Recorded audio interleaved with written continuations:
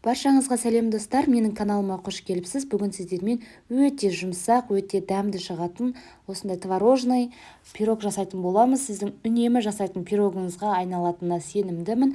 Өте дәмді. Видеоның соңына дейін қарап, менімен бірге жасаңыздар. Алдымен бізге керегі сүзбе, яғни творог. Сүзбемізді жақсылап езіп аламыз, немесе блендермен езіп алуға болады. Ешқандай түйіршік болмауы қажет. Оған қантымызды, жұмыртқамызды, шым-шым тұз, қопсытқыш, бөлме температурасындағы жұп-жұмсақ сары майымызды салып, жақсылап біркелкі масса болғанша араластырамыз. Біздің сары майымыз міндетті түрде жұмсақ сары май болуы керек. Еліктен өткізілген ұнымызды аз-аздан сала отырып, қамыр иілейміз.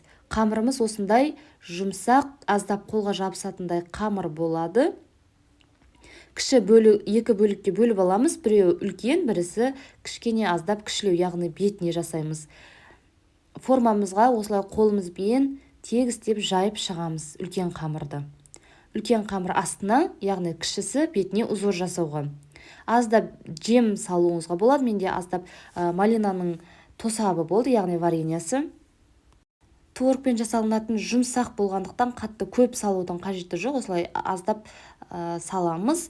Жаңағыдай екінші қамырымызды кесіп, жайып кесіп, бетіне қалауыңызша әдемілеп узор жасаймыз.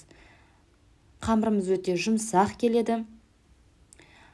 Бетіне жұмыртқаның сарысын жағып, тегістеп жағып аламыз. Алдын ала қызып тұрған пеште пешіңіздің ыңғайына қарай 180-200 градуста 30-35 минут шамасында қызарғанша пісіріп аламыз.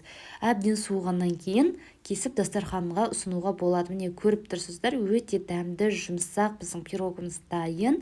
Астарыңыз дәмді болсын. Сіздермен болған үмида, міндетті түрде жасап көріңіздер.